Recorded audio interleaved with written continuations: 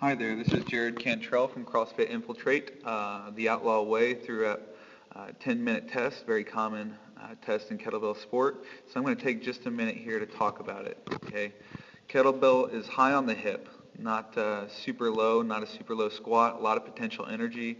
The hip extends. A lot of people talk about that hip extension, right? What a lot of people don't talk about is that shoulder pull. Notice the shoulder is pulling back, just a slight rotation. That's going to do a few things. It's going to keep the kettlebell close, and it's also going to add to the acceleration of the kettlebell. So shoulder back in good position. My thumb is pointing up at this point, and my arm is slightly bent.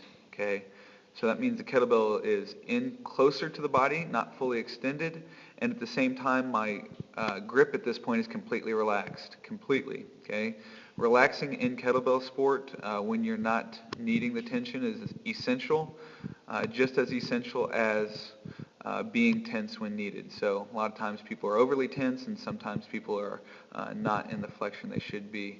Notice the position of the kettlebell in the hand. Okay, you guys know the false grip. Basically got a false grip on the kettlebell there. Straight wrist. Okay, as the kettlebell descends, I'm going to rotate my thumb away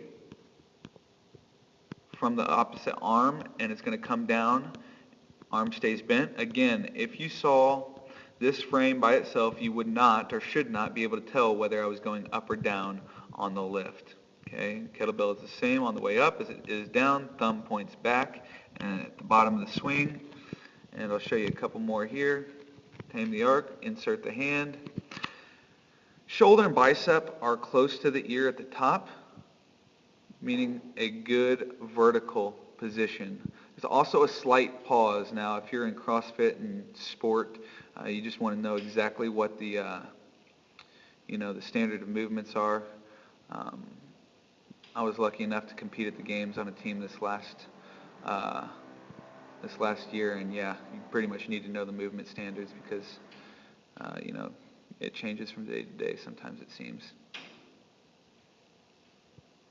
Kettlebell stays nice and close. If you notice, there's a wall right here. I'm not even going to come close to it. It's going to look the same on the way down as it does on the way up.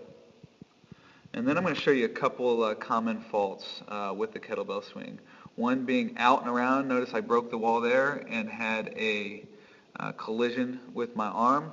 Okay, you're going to notice a wince right about here. That's a wince. Sort of masked by the beard, but done incorrectly, right? You've got bruises. That's an out and around. What a lot of people do, and overly rotated at the top, usually because of bad mobility. Out and around, leaning, not straight up and down. Just a couple common small faults there. Thanks for watching.